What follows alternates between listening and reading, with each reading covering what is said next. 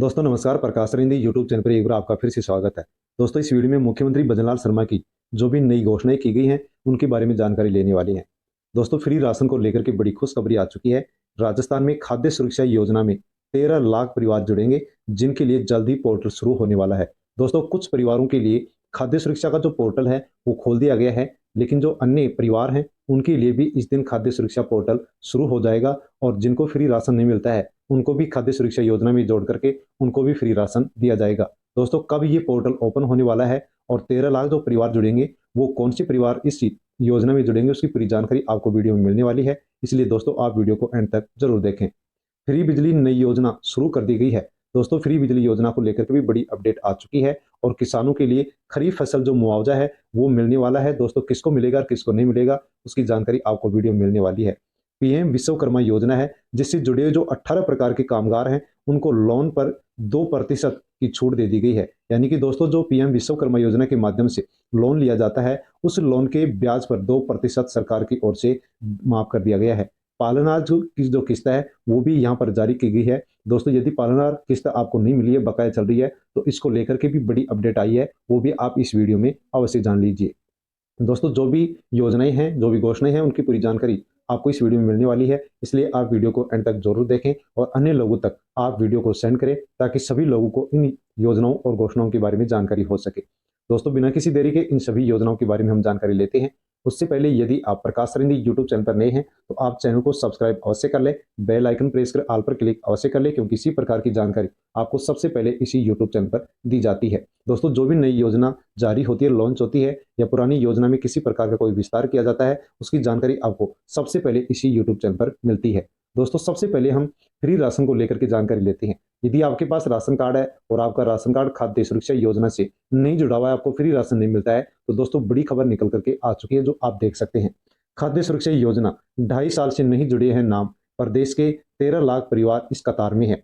सरकार ने लाभार्थियों की सीमा तय करके रोकी थी प्रक्रिया।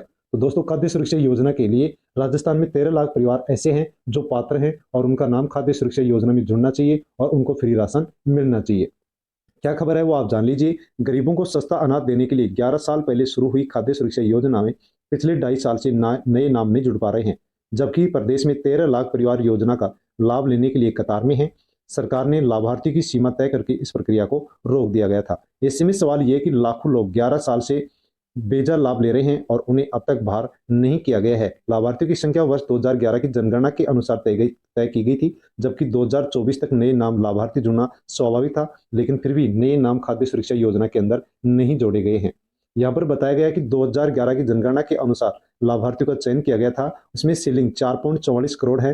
राष्ट्रीय खाद्य सुरक्षा अधिनियम 2013 के अनुसार जनसंख्या अनुसार सीलिंग तय की गई। लाभार्थियों की संख्या तब बढ़ सकती है जब अगली जनगणना के आंकड़े सामने आएंगे। तो दोस्तों यहाँ पर बताया गया कि जनगणना होगी और जनगणना के नए आंकड़े जारी होंगे, उनके अनुसार अब राजस्थान के अंदर फ्री राशन योजना के अंदर नए नाम जोड़े जाएंगे।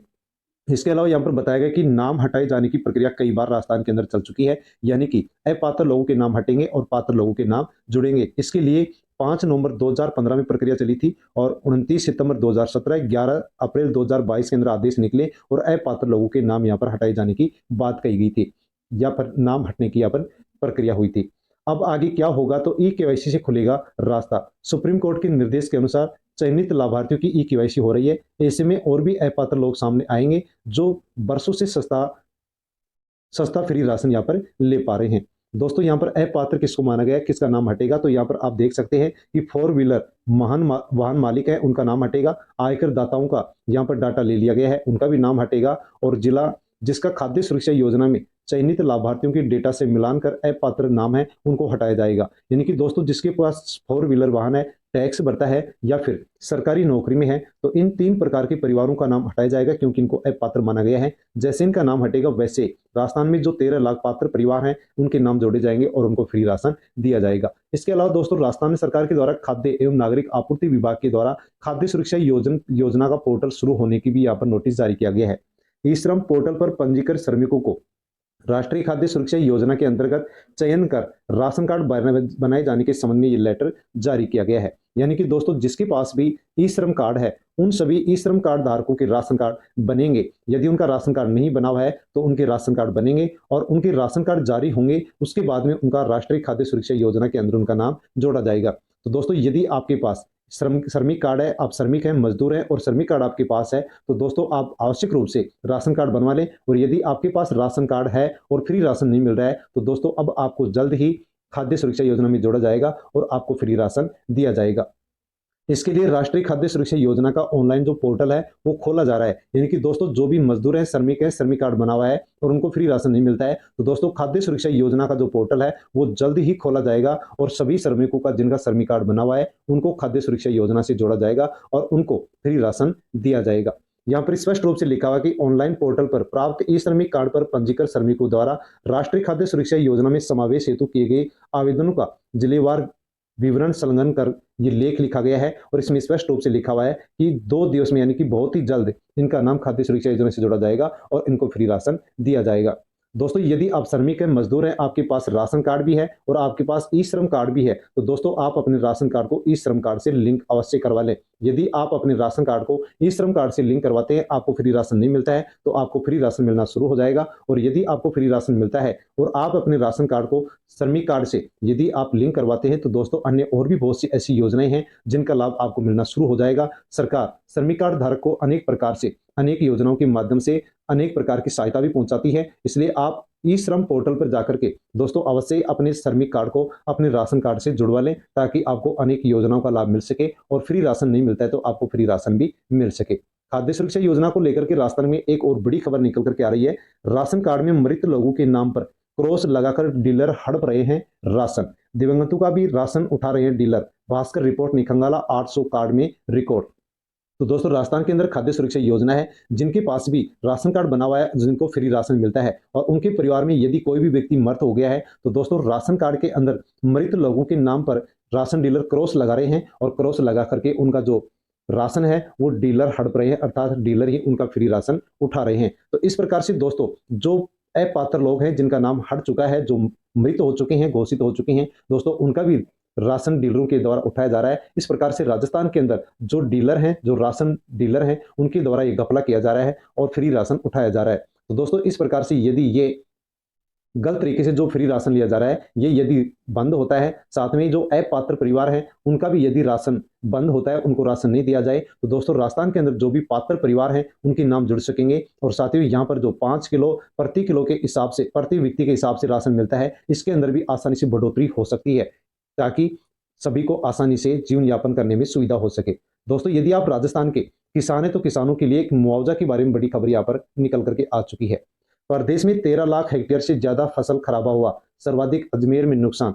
खरीफ फसल 1 महीने तक 4,48,75,000 निवासी खसरू की हुई है गिरदावरी। तो दोस्तों राजस्थान के अंदर जो जमकर बरसात हुई, बाढ़ आई, इसके कारण जो खरीफ सीजन की जो फसल थी उसको बहुत बड़ी मात्रा में नुकसान हुआ था। लेकिन दोस्तों अभी तक किसानों के द्वारा इसके लिए गिरदावरी तो करा दी गई, लेकिन अभी तक किसानों के अकाउंट के अंदर जो मुआवजा राशि है वो नहीं डाली गई है। यहाँ पर लिखा हुआ गिरदावरी में दर्ज किए गए खराबे के आधार पर ही किसानों को मुआवजा दिया जाता है, लेकिन अब तक अजमेर सहित कई जिलों में जो फसल खराब हुआ है उसके मुआवजे का वितरण अभी तक नहीं हुआ है। दोस्तों यहाँ पर किसानों के बारे में बताया गया कि किसानों ने गिरदावरी भी करा दी है। किसानों ने अपने मोबाइल ऐप के जरिए फसलों की गिरदावरी की है। कौन से राज्य के अंदर कितने, कौन से जिले के अंदर कितने किसानों ने यहाँ पर गिरदावरी की है उसके बारे में भी यहाँ पर डाटा लिखा हुआ है, डाटा बताया गया है। साथ में दोस्तों जो राजस्थान के सांख्यिकी राजस्व मंडल के निदेशक है बीना वर्मा, उन्होंने बयान यहाँ पर दिया है कि खरीफ फसल गिरदावरी हो चुकी है, इसके आधार पर ही मुआवजा दिया जाता है। रिपोर्ट सरकार को भेजने की कोई जरूरत नहीं है, ये पोर्टल पर ऑनलाइन उपलब्ध है। तो दोस्तों जिन भी राजस्थान के किसानों ने गिरदावरी कराई है दोस्तों उनके अकाउंट में बहुत ही जल्द खरीफ फसल जो खराब हुआ था, जो फसल खराब हुई थी उसके लिए जो मुआवजा है वो दोस्तों बहुत ही जल्द किसानों के अकाउंट में डलने वाला है। साथ में दोस्तों हम जानकारी लेते हैं राजस्थान पालनहार योजना के बारे में। तो दोस्तों अनेक पालनहार जो योजना का लाभ ले रहे परिवार हैं, जो बच्चे हैं, वो अनेक प्रकार से कमेंट्स कर रहे हैं कि हमारी जो किस्त है वो बकाया किस्त अभी तक नहीं डली है। पालनहार योजना समय पर सत्यापन नहीं होने से नहीं मिल रहा है लाभ। तो दोस्तों पालनहार जो योजना है इसके अंदर जो वार्षिक सत्यापन होता है वो वार्षिक सत्यापन नहीं होने के कारण बच्चों को यहाँ पर जो किस्त है वो नहीं मिल पा रही है, उनकी कई महीनों से किस्त बकाया चल रही है। ई मित्र से सत्यापन के बाद ही खाते में आती है राशि। जागरूकता के अभाव में नहीं हो रहा है सत्यापन। तो दोस्तों, जिनको भी पालनहार योजना का लाभ मिल रहा है और उनकी किस्त यदि बकाया चल रही है, तो उनको ई मित्र पर जाकर के वार्षिक सत्यापन करवाना होगा, तभी उनके अकाउंट में जो बकाया किस्त है वो उनके अकाउंट में आने वाली है। ई मित्र पर जाकर के जल्द नवीनीकरण करवाएं, ताकि उनकी बकाया जो किस्त है उनके अकाउंट में जा सके। तो दोस्तों, जिसकी भी उम्र 6 साल से कम है, वो बच्चे आंगनबाड़ी से शिक्षा का प्रमाण पत्र लेकर के ई मित्र पर जाकर के अपलोड करेंगे, वार्षिक सत्यापन कराएंगे, और जिनकी उम्र 6 साल से अधिक हो चुकी है, वो स्कूल से अपने पढ़ाई का प्रमाण पत्र लेंगे और ई मित्र पर जाकर के अपना नवीनीकरण कराएंगे, अर्थात वार्षिक सत्यापन कराएं, ताकि उनकी जो बकाया किस्त है वो उनके अकाउंट में आ सके। तो दोस्तों, जैसे ही आप ये सत्यापन कराएंगे, नवीनीकरण कराएंगे, वैसे ही आपकी बकाया किस्त आपके अकाउंट में विभाग की ओर से जारी कर दी जाएगी। साथ में दोस्तों, आधार कार्ड को लेकर के भी बड़ी खबर आ चुकी है, जिस आधार कार्ड को लेकर के एक नोटिस सरकार की ओर से जारी कर दिया गया है। दोस्तों, आधार कार्ड में जन्म तिथि यानी डेट ऑफ बर्थ बदलने के जो नियम है वो चेंज कर दिए गए हैं। आधार कार्ड में जन्म तिथि में बदलाव के नए नियम आ चुके हैं। क्या नए नियम आए हैं, उनकी जानकारी आप यहाँ से ले लीजिए। दोस्तों, आधार कार्ड वर्तमान समय में पहचान के रूप में एक महत्वपूर्ण डॉक्यूमेंट्स है। इसकी जानकारी आपको आवश्यक रूप से ले लेनी चाहिए। भारतीय विशिष्ट पहचान प्राधिकरण ने आधार कार्ड में जन्म तिथि में बदलाव के लिए नए नियम लागू कर दिए हैं। नए नियम क्या है, आप जान लीजिए। अब आधार कार्ड में जन्म तिथि में बदलाव नहीं किया जा सकता है। केवल जन्म के 1 वर्ष या आधार के नामांकन के बाद 1 वर्ष के अंदर ही आप केवल जन्म तिथि में यानी कि डेट ऑफ बर्थ के अंदर आप करेक्शन करा सकते हैं, शुद्धिकरण करवा सकते हैं। इसके बाद में आपका करेक्शन नहीं होगा, और ये बदलाव भी, करेक्शन भी मजिस्ट्रेट के आदेश पर ही किया जा सकता है। तो दोस्तों, आधार कार्ड के अंदर यहाँ पर जो बड़ी अपडेट आई है, जो नया नियम निकल करके आया है, उसके बारे में आपने जानकारी ली है। साथ में दोस्तों, पीएम विश्वकर्मा योजना को लेकर के भी बड़ी खबर निकल करके आई है। लोन की ब्याज पर 2% अतिरिक्त अनुदान यानी कि सब्सिडी। तो दोस्तों, पीएम विश्वकर्मा योजना के माध्यम से यदि आपने लोन लिया है या आप अपना काम धंधा शुरू करने के लिए लोन लेना चाहते हैं, तो दोस्तों, अब पीएम विश्वकर्मा योजना से लोन लेने वाले जो भी परिवार हैं, उनको अब 2% ब्याज के ऊपर और छूट मिलने वाली है। केवल 3% ही आपको यहाँ पर ब्याज देना होगा। तो दोस्तों, यदि आप पहले से लोन ले रखे हैं या अपना काम धंधा शुरू करने के लिए इस योजना के माध्यम से लोन लेते हैं, तो आपको 2% ब्याज में छूट मिलेगी। उद्योग एवं वाणिज्य विभाग ने पीएम विश्वकर्मा योजना के अंतर्गत बैंकों से ऋण लाभार्थियों के लिए उनके द्वारा चुकाए ब्याज पर 2% अतिरिक्त अनुदान देने का आदेश जारी कर दिया है।